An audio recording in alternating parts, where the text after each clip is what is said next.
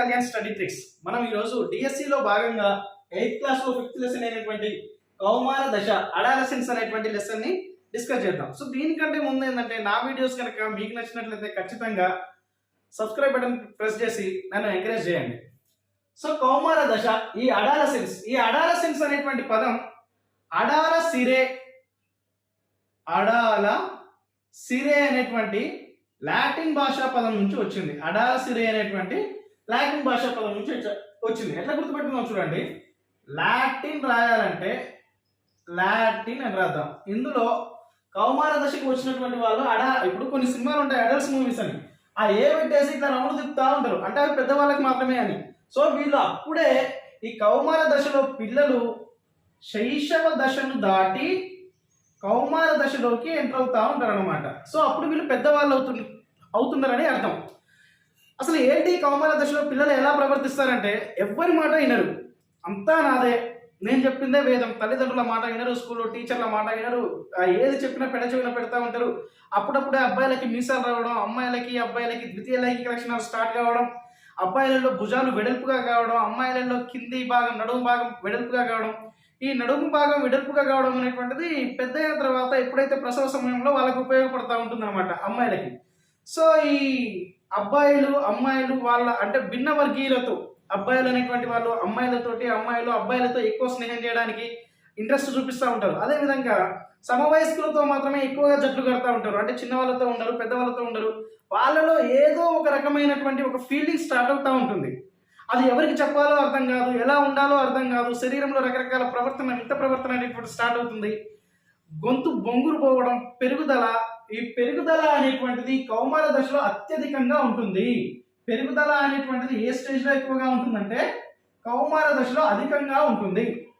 అసలు ఈ కౌమార దశ ఏ స్టేజ్లో స్టార్ట్ అవుతుందంటే 13 నుంచి 19 సంవత్సరాల మధ్యకాలంలో ఉండేటువంటి దశని కౌమార దశ అడాలసెన్స్ అని అనడం జరుగుతుంది. సో ఈ స్టేజ్లో ముఖ్యంగా అబ్బాయిలలో గొంతు మారడం, అబ్బాయిల్లో అమ్మాయిల్లో ముఖ్యంగా ఏం జరుగుతుంది, గొంతు మారడం, అదేవిధంగా ఎత్తు బాగా పెరగడం అనేటువంటిది జరిగేటువంటి దశ కౌమార దశ. అదేవిధంగా ఈ కౌమార దశలో ఏమవుతుందంటే యుక్త వయసుకు వచ్చినటువంటి పిల్లలు మొహం మీద చిన్న మొటిమలు వస్తే చాలా అల్లాడిపోతాం, గిల్ల కొట్టేసుకుంటా ఉంటారు. అద్దం కాడికి పోవడం, ఆ మొటిమని గిల్లడం, అస్సలు ఇక అద్దం ముందు నుంచి కదలకపోవడం, దూకోవడం, పౌడర్ వేసుకోవడం, అసలు బయటికి వెళ్తే ఎలా ఉండాలి, లోపల ఉంటే ఎలా ఉండాలి, తల్లిదండ్రుల మాట వినకపోవడం, అసలు ఎట్లా అంటే డిఫరెంట్ స్టైల్ ఆఫ్ వేస్ మొత్తం ఇక్కడే ఉంటాయి అనమాట. ఏ దశలో? కౌమార దశలో. అలాగే ఈ కౌమార దశలో ఆత్మస్థైర్యం అనేటువంటి చాలా ఎక్కువగా ఉంటుంది, అమూర్త చింతన అనేటువంటిది చాలా ఎక్కువగా ఉంటుంది. వాడు పగటి కళలకు అంతా ఉంటుంటాడు, వాని కళలోకి అసలు ఏదేదో కొత్త కొత్త ఆలోచనలు రేకెత్తిస్తూ ఉంటాయి. సో ఇది ఈ కౌమార దశ అనేటువంటిది ఒడిదుడుకులతో కూడినటువంటి దశ. ఒడిదుడుకులతో కూడిన దశ అన్నది ఎవరు అంటే స్టాన్లీ హాల్. ఎవరన్నారు? Stanley hall. ఈ స్టాన్లీ హాల్ అనేటువంటి మనస్తత్వ శాస్త్రవేత్త ఏమన్నాడంటే కౌమార దశ అనేటువంటిది ఒడిదుడుకులతో కూడిన దశ అని అనడం జరిగింది. ఇది కంపల్సరీ గుర్తుపెట్టుకోండి, ఎందుకంటే ఎగ్జామ్లో వచ్చేటువంటి ఛాన్స్ ఉందన్నమాట. సో సింపుల్గా దీన్ని ఎలా గుర్తుపెట్టుకుందాం, ఎందుకంటే మనకు చాలా సైంటిస్టులు ఉంటారు, ఎవరో ఒకరు ఏదో ఒక చిన్న కొటేషన్ ఇస్తూ ఉంటారు. సో దీన్ని ఎలా గుర్తుపెట్టుకుందాం చూడండి. స్టాన్లీ హాల్, ఈ రెండింటి మనం తీసుకుందాం. స్టాన్లీ అంటే స్టాలిన్ అనుకుందాం, స్టాన్లీ అంటే స్టాలిన్, హాల్ అంటే సినిమా హాలు. హాల్ అంటే ఏంటిది? Cinema hall.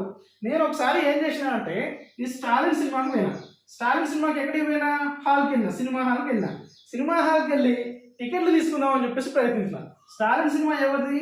చిరంజీవిది. చిరంజీవి సినిమాకి టికెట్లు అంత సింపుల్గా దొరుకుతాయా? టికెట్ల కోసం అని చెప్పేసి క్యూ కడితే నన్ను ఎత్తేసుడు దించేసుడు. సో ఆ కొద్దిసేపు నాకు ఎలా ఉందంటే బాగా ఒడిదుడుకులతో కూడిన దశ ఎలా ఉంటుందో, అంటే బాగా ఒడుకుదుడుకులతో కూడినటువంటి దశలాగా నేను ఫీల్ అయిపోయాను అనమాట. కాబట్టి స్టాలిన్ సినిమాకి హాల్కి వెళ్ళినప్పుడు టికెట్లు తీసుకుంటుంటే అందరూ నన్ను బాగా ఎత్తేసారు. కాబట్టి ఈ ఒడిదుడుకులతో కూడిన దశ అనేటువంటిది స్టాన్లీ హాల్ అనేటువంటి మనస్తత్వ శాస్త్రవేత్త చెప్పడం జరిగింది. మన బుక్లో ఒక చిన్న పట్టిక ఇవ్వడం జరిగింది. పిల్లలు ఏ వయసులో ఎంత ఎత్తు పెరుగుతారు, అమ్మాయిలు ఏ వయసులో ఎంత పెరుగుతారో, అబ్బాయిలు ఏ వయసులో ఎంత పెరుగుతారో చూద్దాం. ఈ పట్టికను మాత్రం కంపల్సరీ గుర్తుపెట్టుకోవాలి, ఎందుకంటే మనకి ఎగ్జామ్లో ఏం చేస్తారంటే ఒక చిన్న లెక్క ఇచ్చేసి, చిన్న క్వశ్చన్ ఇచ్చేసి ఈ వయసులో ఈ బాబు ఎంత ఎత్తు పెరుగుతాడు, లేకపోతే ఈ వయసులో ఈ అమ్మాయి ఎంత ఎత్తు పెరుగుతుంది అని చెప్పేసి చిన్న క్వశ్చన్ ఇవ్వడం జరుగుతుంది. కాబట్టి ఈ పట్టికను మాత్రం కంపల్సరీ గుర్తుపెట్టుకుంది, మన బుక్లో ఉంటుంది. ఇప్పుడు 8 సంవత్సరాల బాలుడు 8 నుంచి 18 వరకు, 8 నుంచి 18 వరకు, ఇది సింపుల్. ఓకేనా? 8 నుంచి 18 వరకు ఇది సింపుల్, అమ్మాయిలకైనా అబ్బాయిలకైనా. 8 సంవత్సరాల వయసులో అబ్బాయి 72 సెంటీమీటర్లు, అదేవిధంగా 9 సంవత్సరాల వయసులో 75. ఇది ఎట్లా గుర్తుపెట్టుకుందామంటే చూడండి, ఇది మామూలుగా గుర్తుపెట్టుకోవడం చాలా కష్టం, కానీ చాలా సింపుల్ లాజిక్తో నేను చెప్తాను, గుర్తుపెట్టుకోండి. ఈ బాయ్స్కి అన్నిటికీ +3 యాడ్ చేయండి. +3 72 + 3 75, 75 + 3 78, 78 + 3 81, 81 + 3 84. ఇక్కడ మాత్రం 13-14 ఇయర్స్కి, ఈ 13-14 ఇయర్స్కి మాత్రం 4 యాడ్ చేయాలి. 84 + 4 88, 88 + 4 92. ఇది కూడా ఎట్లా గుర్తుపెట్టుకోవాలో కూడా సింపుల్గా చెప్తారు. ఇక్కడ చూడండి 1 + 3 4, అంటే 13 అంటే ఏంది, 1 + 3 13. ఇక్కడ మొత్తం ఎంత అవుతుంది, 4 అవుతుంది. 4 అవుతుంది కాబట్టి దానికి ముందున్న దానికి 4 యాడ్ చేసుకోవాలి. అదేవిధంగా 14లో 4 ఉంది కాబట్టి దీనికి కూడా 4 యాడ్ చేయాలి, అంతే. ఇక మళ్ళీ తర్వాత యాస్ తీసుక 3ని 92కు 3 కలిపితే 95, 95కి 3 కలిపితే 98, 99 100. ఇది అబ్బాయిలలో. అమ్మాయిలలో ఎట్లుంటుందంటే చూడండి, +4 + 3 +4 + 3 +4 + 3, అదేవిధంగా 99, 99.5, 100, 100. ఇంతే. అమ్మాయిలలో +4 + 3, 84కి 4 యాడ్ చేస్తే 88, 88కి 3 యాడ్ చేస్తే 91, 91కి 4 యాడ్ చేస్తే 95, 95కి 3 యాడ్ చేస్తే 98, మళ్ళీ 99, 99.5, 100, 100. చూడండి, ఇక్కడ 18 సంవత్సరాలు వచ్చేసరికి అమ్మాయి అబ్బాయి పూర్తి ఎత్తు పెరగడం జరుగుతుంది. అంటే కౌమార దశలో 18 సంవత్సరాల వయసు వరకు పూర్తి ఎత్తు పెరగడం జరుగుతుంది. ఇక్కడ చూడండి, 11 సంవత్సరాల వయసులో అబ్బాయి ఎత్తు 81 సెంటీమీటర్లు ఉంటే అమ్మాయి ఎత్తు వచ్చేసి 88 సెంటీమీటర్లు ఉంటుంది. అంటే అబ్బాయిల కంటే అమ్మాయిలు 7 సెంటీమీటర్లు అధికంగా పెరగడం జరుగుతుంది. ఏ వయసులో? 11 సంవత్సరాల వయసులో అధికంగా పెరగడం జరుగుతుంది. అంటే ఈ మొత్తం పట్టికను అబ్జర్వ్ చేస్తే మనకు అర్థమయ్యేది ఏంటంటే, అబ్బాయిల కంటే అమ్మాయిలు వేగంగా పెరగడం జరుగుతుంది. అమ్మాయిలు 17 సంవత్సరాలు వచ్చేసరికి, 17 ఇయర్స్ వచ్చేసరికి వాళ్ళ ఎత్తులో పూర్తి ఎత్తును పెరిగేస్తారు. కానీ అబ్బాయిలు మాత్రం 18 సంవత్సరాలు వచ్చేంత వరకు పెరుగుతూనే ఉంటారు. కాబట్టి పెరుగుదల అనేటువంటిది ఈ కౌమార దశలో చాలా అత్యధికంగా ఉంటుంది. ఇప్పుడు ఎవరైనా మీ ఫ్రెండ్స్ ఉంటే ఆ ఫ్రెండ్స్ దగ్గరికి వెళ్ళేసి వాడి జీవితంలో ఎంత ఎత్తు పెరుగుతుందో చాలా సింపుల్గా చెప్పేయచ్చు. అది మన బుక్లో ఇచ్చిండు, అది ఎట్లా చూద్దాం. ఇప్పుడు మొత్తం సంపూర్ణ ఎత్తు అంటే సంపూర్ణ ఎత్తు ఎంత అంటే వాళ్ళు ప్రస్తుతం ఎంత ఎత్తున్నారో చూడాలి. ప్రస్తుత ఎత్తు ఇది సెంటీమీటర్లలో, కంపల్సరీ గుర్తుపెట్టుకోండి. సెంటీమీటర్ల, మీటర్ల, కిలోమీటర్ల ఏదో ఒకటి ఇస్తుంటారు కాబట్టి కంపల్సరీ గుర్తుపెట్టుకోండి. ప్రస్తుత ఎత్తు బై ఉండవలసిన ఎత్తు శాతం. ఇది పైననేమో సెంటీమీటర్లు, కిందనేమో శాతం ఇంటూ 100. ఇది మనకిచ్చినటువంటి సూత్రం. ఈ సూత్రం ఆధారంగా, ఈ ఫార్ములా ఆధారంగా మనం ఒక వ్యక్తి వాడి జీవిత కాలంలో ఎంత ఎత్తు పెరుగుతుందో మనం చెప్పొచ్చు అన్నమాట. సో ఈ ఎత్తు పెరుగుదల అనేటువంటిది వంశపారంపర్యంగా కూడా ఉంటుంది. అంటే తల్లిదండ్రులు ఎత్తుగా ఉంటే పిల్లలు బాగా ఎత్తుగా పెరగడం, తల్లిదండ్రులు పుట్టిగా ఉంటే పిల్లలు బాగా పుట్టిగా పెరగడం, ఈ రకంగా ఇది వంశపారంపర్యం మీద కూడా ఆధారపడి ఉంటుంది. అలాగే సరి అయినటువంటి పోషకాహారం ఉంటే పిల్లలు అధికంగా అత్యధిక ఎత్తు పెరుగుతూ ఉంటారు అనమాట. అంటే పోషకాహారం కూడా ఇందులో ఇన్వాల్వ్ అయి ఉంటుంది అనమాట. మనం ఎవరికైనా మనం ఫోన్ చేసినప్పుడు, మన ఫ్రెండ్స్కి ఫోన్ చేసినప్పుడు వాళ్ళ పాపో బాబో ఫోన్ ఎత్తి, చిన్న పిల్లలు ఫోన్ ఎత్తిరి అనుకుందాం. సో ఫోన్ ఎత్తి మాట్లాడేటప్పుడు అవతల సైడ్ నుంచి మాట్లాడేది అమ్మాయి అబ్బాయి అనేది మనం అంత క్లారిటీగా చెప్పలేము. ఎందుకంటే మాట్లాడే చిన్నపిల్లలు కాబట్టి వాళ్ళ వాయిస్ ఎప్పుడు సన్నగానే ఉంటుంది. అదే పిల్లలు పెద్ద అయిన తర్వాత, అంటే కౌమార దశను దాటి ప్రౌఢ దశలోకి వచ్చిన తర్వాత అప్పుడు మాట్లాడేది అమ్మాయి అబ్బాయి అనేటువంటిది మనం క్లియర్గా తెలుసుకుందాం. సో అబ్బాయిలలో కౌమార దశలో ఆడమ్స్ ఆపిల్ రావడం ఎట్లా చూద్దాం. అబ్బాయిలో ఇది కేవలం ఆడమ్స్ ఆపిల్ అనేటువంటిది అబ్బాయిలో మాత్రమే ఉంటుంది, అమ్మాయిలో ఉండదు. సో చూద్దాం. ఇప్పుడు మనం ఇక్కడ ఏలు పెడితే కొంచెం పెద్దగా ఎత్తుగా కనిపిస్తూ ఉంటుంది కదా, ఆ ఎత్తుగా ఇట్లా ఇట్లా తగులుతూ ఉంటుంది మనకి గొంతు దగ్గర. దాన్ని ఏమంటారంటే ఆడమ్స్ ఆపిల్ అంటారు. ఏమంటారు? Adams Apple. ఈ ఆడమ్స్ యాపిల్ అంటారు. ఆడమ్స్ యాపిల్ అనేటువంటిది స్వరపేటిక యొక్క పాక్షిక పెరుగుదల వల్ల ఏర్పడుతుంది. దీనివల్ల స్వరపేటిక లారింగ్స్ స్వరపేటిక యొక్క పాక్షిక పెరుగుదల. అంటే మనకి ఎగ్జామ్లో పాక్షిక పెరుగుదల, పూర్తి పెరుగుదల, కొంత పెరుగుదల అని చెప్పేసి ఏదో ఒకటి ఇస్తుంటారు కదా, కంపల్సరీ గుర్తుపెట్టుకోండి. స్వరపేటిక యొక్క పాక్షిక పెరుగుదల వల్ల ఏర్పడేది ఏంటిది? Adams Apple. సో ఈ స్వరపేటికలో మొత్తం 9 రకాల మృదులాస్తులు ఉంటాయి అన్నమాట. ఎన్ని ఉంటాయి? 9 రకాల మృదులాస్తులు ఉంటాయి అనుకుందాం. మృదులాస్తి అంటే ఏంటిది? మెత్తటి ఎముక. సో మొత్తం ఒక 9 రకాల మృదులాస్తులు ఉన్నాయి అనుకుందాం. స్వరపేటికలో మొత్తం 9 రకాల మృదులాస్తులు ఉన్నాయి. ఈ 9 రకాల మృదులాస్తులలో అతి పెద్ద మృదులాస్తి ఏమిటి అంటే, థైరాయిడ్ మృదులాస్తి. ఏంటిది? థైరాయిడ్. మనకు థైరాయిడ్ గ్రంథి ఎక్కడ ఉంటుంది? గొంతులో ఉంటుంది కదా.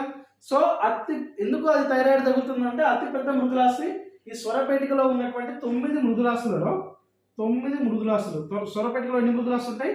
9 మృదులాస్తులు, 9 మృదులాస్తులు. ఎట్లా గుర్తుపెట్టుకున్నాం అంటే నాదస్వరం అని గుర్తుపెట్టుకున్నాం. నాదస్వరం. స్వరం అంటే స్వరపేటిక, నాద అంటే 9 అంటే 9. సో ఇట్లా 9 మృదులాస్తులు. ఎన్ని అంటే ఎగ్జామ్లో మనకు క్వశ్చన్ అడుగుతుండొచ్చు, స్వరపేటికలో ఎన్ని మృదులాస్తులు ఉంటాయి? 8, 9, 11, 15 అని చెప్పేసి ఇస్తూ ఉంటాడు. సో నాదస్వరం, నాద అంటే 9 స్వరాలు, 9 స్వరాలు. అట్లా గుర్తుపెట్టుకుంటే స్వరపేటికలో మొత్తం 9 మృదులాస్తులు ఉన్నాయని చెప్పేసి గుర్తుపెట్టుకోవచ్చు. ఈ 9 మృదులాస్తులలో అతి పెద్ద మృదులాస్తి ఏంటిది? థైరాయిడ్ మృదులాస్తి. అయితే ఈ 9 మృదులాస్తుల చుట్టూ కండరాలు ఉంటాయి. 9 మృదులాస్తుల చుట్టూ ఏముంటాయి? కండరాలు. ఈ కండరాలు అనేటువంటివి చాలా వదులుగా, చాలా మందంగా ఉంటాయి. కండరాలు ఎలా ఉంటాయి? చాలా వదులుగా ఉంటాయి, కానీ చాలా మందంగా ఉంటాయి. వదులుగా ఉన్నప్పుడు ఏమవుతుందంటే ఈ స్వరపేటికకి ఈ కండరాలకు మధ్య ఈ గ్యాప్ ఉంది కదా, ఈ పిల్లలు ఏదైనా మాట్లాడినప్పుడు గాలి ఇందులోకి వెళ్ళేసి గొంతు అనేటువంటిది బొంగురుగా రావడం జరుగుతుంది. అందుకే కౌమార దశలో ఉన్నటువంటి పిల్లల వయసు చాలా బొంగురుగా ఉంటుంది. అదే పిల్లలు పెద్దవాళ్ళై ప్రౌఢ దశలోకి వచ్చిన తర్వాత ఈ కండరాలు కలిసిపోయి ఈ మృదులాస్తిని ఏదైతే ఉంటుందో దీన్ని టచ్ అవుతూ ఉంటుంది. అప్పుడు గొంతు అనేటువంటిది క్లియర్గా ఉంటుంది. కాబట్టి ప్రౌఢ దశలో ఉన్నటువంటి అబ్బాయిల గొంతులో కంటే కౌమార దశలో ఉన్నటువంటి అబ్బాయిల గొంతులో బొంగురుదనం అనేటువంటిది అధికంగా ఉంటుంది. అదేవిధంగా ఈ కౌమార దశలో ఉన్నటువంటి పిల్లలకి ఏమవుతుందంటే మొటిమలు బాగా వస్తాయి. ఎందుకు మొటిమలు వస్తాయంటే ఆ ఏజ్లో ఏవైతే స్వెట్ గ్లాండ్స్, ఏవైతే సెబేసియస్ గ్లాండ్స్ అంటే చెమట గ్రంథులు, తైల గ్రంథులు ఏవైతే ఉంటాయో అవి బాగా యాక్టివ్గా ఉంటాయి అన్నమాట. కాబట్టి వాళ్ళు ఏ చిన్న పని చేసినా, చిన్నగా నడిచినా, చిన్నగా పరిగెత్తినా, ఏదైనా చిన్న పని చేసినా ఈ చెమట గ్రంథులు బాగా యాక్టివ్గా ఉంటాయి. కాబట్టి చెమట అనేటువంటిది, తైలం అనేటువంటిది బాగా రిలీజ్ అయిపోయి మొటిమలు వస్తూ ఉంటాయి. ఈ మొటిమలు వస్తే ఇక వీడు అల్లాడిపోతూ ఉంటాడు. నాకు మొటిమలు వస్తున్నాయి, నా మొహం దగ్గర అవుతుందని చెప్పేసి ఇక అర్థం దగ్గర గిల్లుతూ ఉంటాడు. ఆ గిల్లి ఏమవుతుందంటే ఆ మొటిమలు కాస్త కురుపులాగా చేస్తుంది. సో ఆ కురుపుల్లో ఉండేటువంటిది ఏంటంటే బ్యాక్టీరియా. ఏంటిది? బ్యాక్టీరియా. ఇది కూడా గుర్తుపెట్టుకోండి. మొటిమలలో ఉండేటువంటిది ఏంటిది? బ్యాక్టీరియా. సో ఈ మొటిమలు వచ్చినప్పుడు బాగా అల్లాడిపోతూ ఉంటారు. ఏం అవసరం లేదు. తక్కువ క్షారగుణం ఉన్నటువంటి సబ్బుతో రోజుకి 2 నుంచి 3 సార్లు మొహాన్ని కడగడం, ఏదో చిన్న గోరువెచ్చని నీటితో మొహాన్ని కడిగితే ఈ మొటిమలు అనేటువంటివి మాయమైపోతూ ఉంటాయి. లేకపోతే ఈ మొటిమల్ని గిల్లి ఏమవుతుందంటే చిన్న మచ్చబడేది జీవితాంతం కూడా ఉండేటువంటి ఛాన్స్ ఉంటుంది. ఇంకో ముఖ్యమైనటువంటి అంశం ఏంటంటే ఈ కౌమార దశలో ప్రత్యుత్పత్తి అవయవాలు అనేటువంటివి బాగా ఎదగడం జరుగుతుంది. సో అబ్బాయిల్లో వచ్చేసి ముష్కాలు. అబ్బాయిల్లో వచ్చేసి ఏంటివి? ముష్కాలు. ఈ ముష్కాల నుంచి ఏం రిలీజ్ అవుతాయి? శుక్రకణాలు రిలీజ్ అవుతాయి. అదేవిధంగా అమ్మాయిల్లో వచ్చేసి స్త్రీ బీజ కోశాలు. ఏంటివి? స్త్రీ బీజ కోశాలు. ఈ స్త్రీ బీజ కోశాల నుంచి ఏం రిలీజ్ అవుతాయి? స్త్రీ బీజ కణం అనేటువంటిది రిలీజ్ అవుతుంది. స్త్రీ బీజ కణం. సో ఈ స్త్రీ బీజ కణాన్ని ఏమంటారు? అండం అని కూడా అనడం జరుగుతుంది. అదేవిధంగా అమ్మాయిల్లో, అబ్బాయిల్లో ద్వితీయ లైంగిక లక్షణాలు ఏర్పడడం కూడా స్టార్ట్ అవుతుంది. అంటే secondary sexual characters. So primary sexual characters, ప్రాథమిక లైంగిక లక్షణాలు అంటే ఏంటంటే ఒక అబ్బాయి లేదా అమ్మాయి పుట్టినప్పుడు మనం ఏదైతే చూసి వాళ్ళని అమ్మాయిగా అని నిర్ధారిస్తామో దాన్ని ప్రాథమిక లైంగిక లక్షణాలు అంటారు. అదేవిధంగా పిల్లలు ఎదుగుతున్న కొద్దీ కౌమార దశకు వచ్చిన తర్వాత వారిలో సెకండరీ సెక్సువల్ క్యారెక్టర్స్ అనేటువంటివి బాగా డెవలప్ అవుతూ ఉంటాయి అన్నమాట. అదేవిధంగా మానవ జీవితంలో ప్రత్యుత్పత్తి దశ అనేటువంటిది ఎప్పుడు స్టార్ట్ అవుతుందో చూద్దాం. సో అబ్బాయిల నుంచి ముష్కాలు, ముష్కాల నుంచి శుక్రకణాలు అనేటువంటివి ఏర్పడుతుంటాయి. అమ్మాయిల నుంచి స్త్రీబీజ కోశాలు, స్త్రీబీజ కోశాల నుంచి స్త్రీబీజ కణాలు లేదా అన్నం అనేటువంటిది రిలీజ్ అవుతూ ఉంటుంది. సో ఇప్పుడు ఏమవుతుందంటే వీళ్ళకి అంటే ఖచ్చితంగా ఒక ఏజ్ అంటూ ఏమీ ఉండదు, కానీ లైంగికంగా చర్య జరపడానికి ప్రత్యేకమైనటువంటి ఏజ్ అంటూ ఏముండదు, కానీ 11 to 15 ఇయర్స్ మధ్య, 11 నుంచి 15 సంవత్సరాల మధ్య ప్రత్యుత్పత్తి జరిపేటువంటి శక్తి వీళ్ళకి వస్తూ ఉంటుంది అనమాట. ఎవరికి? పురుషులకి, స్త్రీలకి. సో ఈ 11 నుంచి 15 సంవత్సరాల మధ్యకాలం ఏదైతే ఉందో ఈ దశలో అమ్మాయిల ఎదుగుదల అనేటువంటిది చాలా ఎక్కువగా ఉంటుంది. ఎందుకు అంటే వీళ్ళలో త్వరగా ద్వితీయ లైంగిక లక్షణాలు అనేటువంటివి త్వరగా అభివృద్ధి చెందుతూ ఉంటాయి. ఎందుకు చెందుతూ ఉంటాయి అంటే ఇప్పుడు మనం పాలు తాగుతూ ఉంటారు, అమ్మాయిలు అబ్బాయిలు పాలు తాగుతూ ఉంటారు కదా. ఈ పాలల్లో ఏమవుతుందంటే గేదెలు ఎక్కువగా పాలు ఇవ్వడానికి వాటికి గేదెలకి ఈస్ట్రోజన్ ఇంజెక్షన్ ఇస్తూ ఉంటారు. ఏంటిది? ఏం ఇంజెక్షన్స్? ఈస్ట్రోజన్. ఈ ఈస్ట్రోజన్ అనేటువంటి హార్మోన్ ఏం చేస్తుందంటే పాల ఉత్పత్తిని అధికం చేస్తూ ఉంటుంది. సో అమ్మాయిలలో కూడా పాల ఉత్పత్తికి సంబంధించినటువంటి క్షీరగ్రంథుల అభివృద్ధి అనేటువంటిది ఈ ఈస్ట్రోజన్ ఇంజెక్షన్ వాడడం వల్ల బాగా ఎక్కువగా ఉంటుంది అనమాట. సో ఈస్ట్రోజన్ ఇంజెక్షన్ ఇచ్చినటువంటి గేదె పాలు ఏ అమ్మాయిలు అయితే తాగుతారో వాళ్ళలో త్వరగా ఈ క్షీరగ్రంథులు అనేటువంటివి బాగా డెవలప్ అవుతూ ఉంటాయి. ఇదే ఈస్ట్రోజన్ కలిపినటువంటి పాలను ఒకవేళ అబ్బాయిలు తాగితే వారిలో ఈ కౌమార దశ అనేటువంటిది చాలా లేట్గా స్టార్ట్ అవుతుంది. అదేవిధంగా ఈ కౌమార దశలో అమ్మాయిలలో ఋతుచక్రం అనేటువంటిది ప్రారంభమవుతుంది. కౌమార దశలో ఏం ప్రారంభమవుతుంది? ఋతుచక్రం ప్రారంభమవుతుంది. అంటే మొట్టమొదటిసారి అమ్మాయిలకి అండం అనేటువంటిది రిలీజ్ అవుతుంది. మనం మామూలుగా అందరి దగ్గర పెద్ద మనిషి అయిందని చెప్పేసి అనడం, లేకపోతే శారీ ఫంక్షన్ చేయడం ఇలాంటివి ఉంటాయి కదా. సో దాన్ని ఏమంటారంటే ఋతుచక్రం ప్రారంభం కావడం అంటారు అనమాట. దీన్ని మెనార్క్ అంటారు. ఏమంటారు?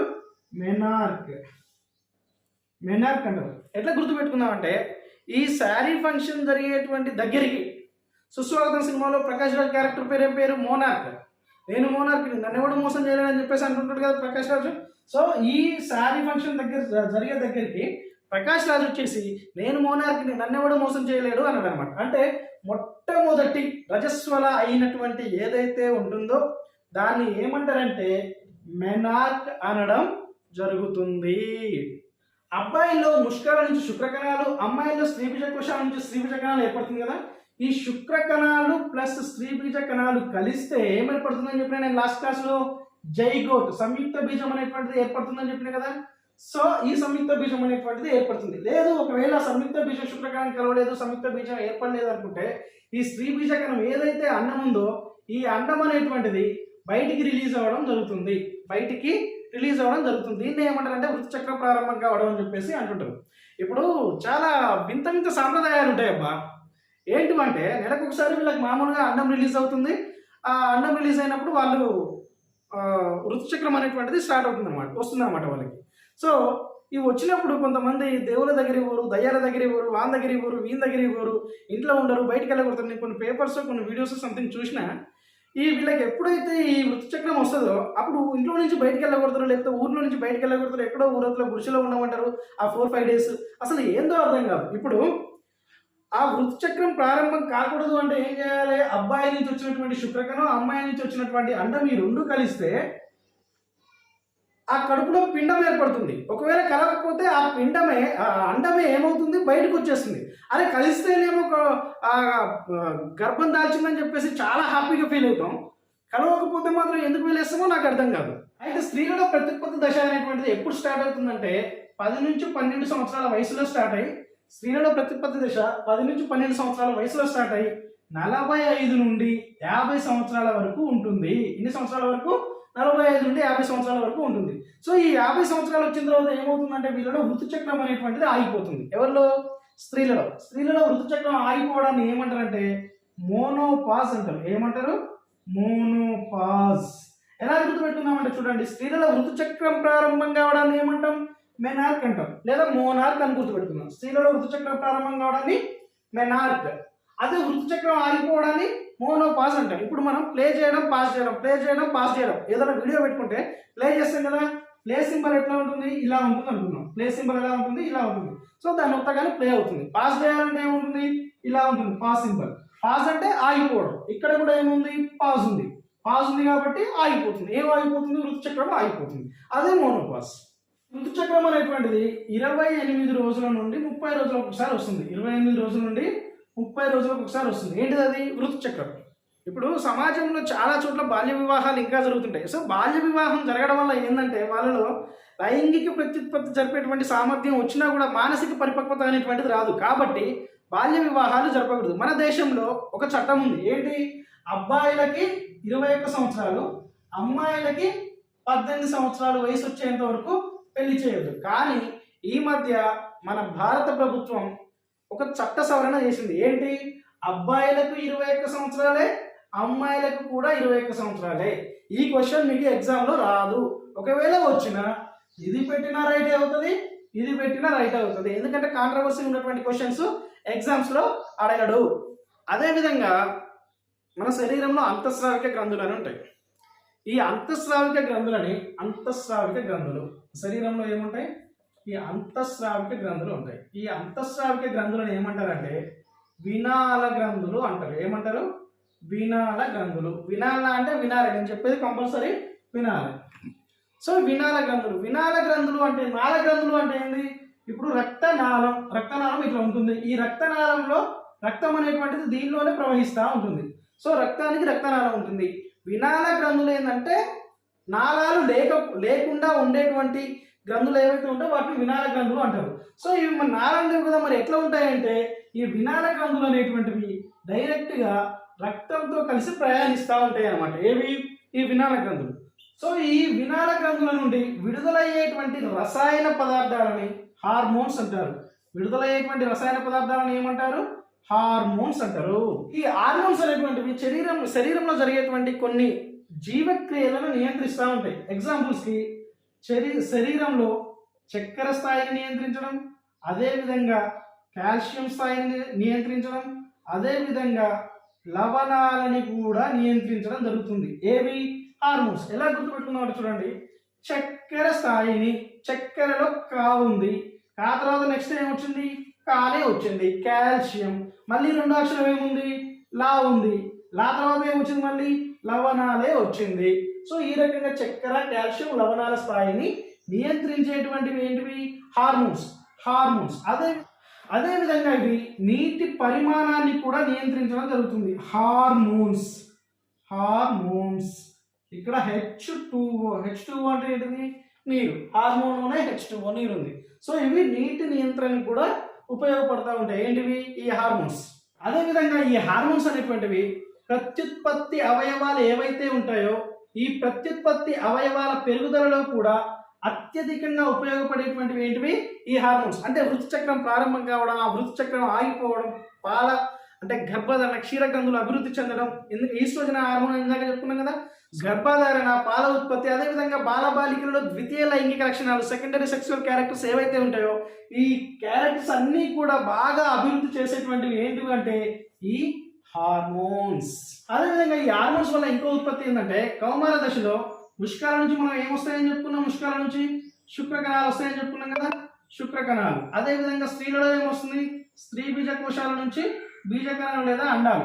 ఈ ముష్కాల నుంచి శుక్రకణాల నుంచి టెస్టోస్టిరోన్ అనేటువంటి హార్మోన్, స్త్రీ బీజకోశాల నుంచి ఈస్ట్రోజన్ ప్రొజెస్టిరాన్ అనేటువంటి హార్మోన్స్, స్త్రీల నుంచి ఈస్ట్రోజన్ ప్రొజెస్టిరాన్ అనేటువంటి హార్మోన్ కూడా ఈ హార్మోన్ రిలీజ్ చేస్తూ ఉంటాయి అన్నమాట. సో ముష్కాల టెస్టోస్టిరాన్ అనేటువంటి హార్మోన్ విడుదల చేస్తాయి. ఈ హార్మోన్ ప్రభావం వల్ల ముష్కాల అభివృద్ధి అధికంగా జరుగుతుంది. అదేవిధంగా అబ్బాయిలలో ద్వితీయ లైంగిక లక్షణాలు అనేటువంటివి ఏర్పడడం జరుగుతుంది. స్త్రీ బీజ కోశాల నుండి ఈస్ట్రోజన్ ప్రొజెస్టెరాన్ అనేటువంటి హార్మోన్స్ రిలీజ్ అవుతాయి. ఈ ఈస్ట్రోజన్ ప్రొజెస్టెరాన్ అనేటువంటి హార్మోన్లు అండాల విడుదలకి, పిండ ప్రతిష్టాపనకి, ఋతుచక్రం ప్రారంభం కావడానికి, అదేవిధంగా అమ్మాయిలలో ద్వితీయ లైంగిక లక్షణాలు రావడానికి ఉపయోగపడేటువంటి హార్మోన్స్ ఏంటంటే ఈస్ట్రోజన్ ప్రొజెస్టెరాన్ అనేటువంటి హార్మోన్లు. పీయూష గ్రంథి, ఈ పీయూష గ్రంథి నుంచి విడుదలయ్యేటువంటి హార్మోన్ ఏంటి? Growth hormone, follicle stimulating hormone, luteinising hormone. ఈ గ్రోత్ హార్మోన్ అనేటువంటిది మిగిలిన అంతఃస్రావిక గ్రంథులు ఏవైతే ఉంటాయో అన్ని అంతఃస్రావిక గ్రంథుల మీద ప్రభావం చూపించేటువంటి హార్మోన్ ఏంటంటే గ్రోత్ హార్మోన్. అదేవిధంగా పెరుగుదలపై ప్రభావం చూపించేటువంటి హార్మోన్ కూడా గ్రోత్ హార్మోనే. ఫాలికల్ స్టిమ్యులేటింగ్ హార్మోన్, అండం ఉత్పత్తికి అవసరమైనటువంటి ఈస్ట్రోజన్ హార్మోన్ ప్రేరేపించేటువంటి హార్మోన్ ఏంటంటే ఫాలికల్ స్టిమ్యులేటింగ్ హార్మోన్. అదేవిధంగా పురుషులలో ముష్కాలకు ఉత్పత్తి కూడా ప్రేరేపిస్తుంది. ఏంటిది? Follicle stimulating hormone, luteinising hormone మొత్తం లూటీ చేసేస్తుంది. ఎవరు లూటీ చేస్తారు? అబ్బాయిలు లూటీ చేస్తారు. దేనితోటి? శుక్రకణాలతోటి. ఆ రకంగా మనం సింపుల్ గా గుర్తుపెట్టుకున్నాం. సో శుక్రకణాల ఉత్పత్తికి తోడ్పడేటువంటి హార్మోన్ ల్యూటినైజింగ్ హార్మోన్. అదేవిధంగా అండం విడుదల ఎక్కడికి వస్తుంది? పాలోపియన్ నాళంలోకి వస్తుంది. ఈ పాలోపియన్ నాళంలో అండం ప్రతిష్ఠించడానికి ఉపయోగపడేటువంటి హార్మోన్ ఏంటంటే ల్యూటినైజింగ్ హార్మోన్. అది ఉక్క గ్రంథి. అది వృక్కం అంటే ఏంటిది? మూత్రపిండం. సో మూత్రపిండం పైన ఉండేటువంటి హార్మోన్ ఏంటంటే అది ఉక్క గ్రంథి. ఈ అది ఉక్క గ్రంథి అనేటువంటిది ఎడ్రినలిన్ అనేటువంటి హార్మోన్ ని విడుదల చేస్తుంది. ఈ ఎడ్రినలిన్ అనే హార్మోన్ ఉద్రేకాలను ఉద్రిక్తతలను ప్రేరేపించేటువంటి హార్మోన్ ఎడ్రినలిన్ గ్రంథి. అదేవిధంగా సంతులిత ఆహారం. ఈ సంతులిత ఆహారం అంటే ఏంటంటే ఆహారం అనేటువంటిది తగుపాలల్లో ఉండడం. అంటే ఆహారంలో ఉండేటువంటి ప్రోటీన్స్ ఉంటాయి కదా, సిపిఎఫ్, కార్బోహైడ్రేట్స్, ప్రోటీన్స్, ఫ్యాట్స్, అదేవిధంగా విటమిన్స్, ఇవన్నీ తగుపాలలో ఉండేటువంటి ఆహారాన్ని సంతులిత ఆహారం అంటారు. మన దేశంలో సంతులిత ఆహారం ఏంటంటే రొట్టె, అన్నం, కాయగూరలు, పప్పు, తృణధాన్యాలు, ఈ అన్నింటిని కలిపి మన దేశంలో వీటిని సంతులిత ఆహారం అంటారు. అంటే అన్ని ఆహార పదార్థాలు తగు మోతాదులు కరెక్ట్గా ఉండేటువంటి ఆహారాన్ని సంతులిత ఆహారం అంటారు. అదేవిధంగా ఐరన్ శాతం అధికంగా ఉండేటువంటి ఆహార పదార్థాలను కూడా తీసుకోవడం. అంటే ఐరన్ శాతం అధికంగా ఇక్కడ ఉంటుంది కాయగూరలు, మాంసం, బెల్లం. సో వీటిలలో ఐరన్ అనేటువంటిది అధికంగా ఉంటుంది కాబట్టి ఇది కూడా శరీరానికి చాలా అవసరం.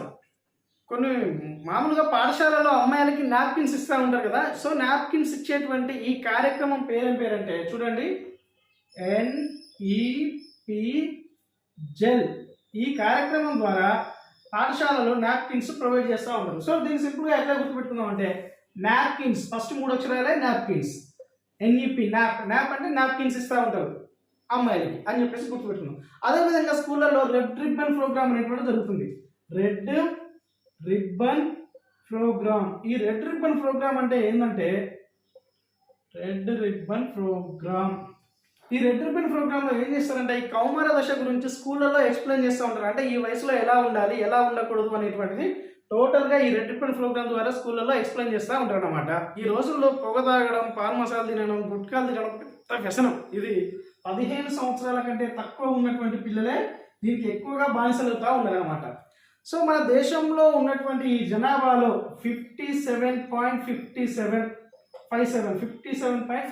అంటే చూడండి 57 వచ్చింది. సో ఇంతమంది జనాభా మొత్తం ఈ పొగాకి, ఈ గుట్కాలకి, ఈ పాన్ మసాలాకి బాగా అలవాటు పడి వాళ్ళకి కనీసం ఒక వయసు వచ్చేంత వరకు, యుక్త వయసు వచ్చేసరికి వాళ్ళ శరీరంలో ఉన్నటువంటి అన్ని పార్ట్స్ ఖరాబ్ అయి చనిపోవడం జరుగుతుంది. అదేవిధంగా మన ఆంధ్రప్రదేశ్లో 68% ప్రజలు ఈ పొగాకి అలవాట్లు ఏవైతే ఉంటాయో వీటికి గురవుతా ఉన్నారు.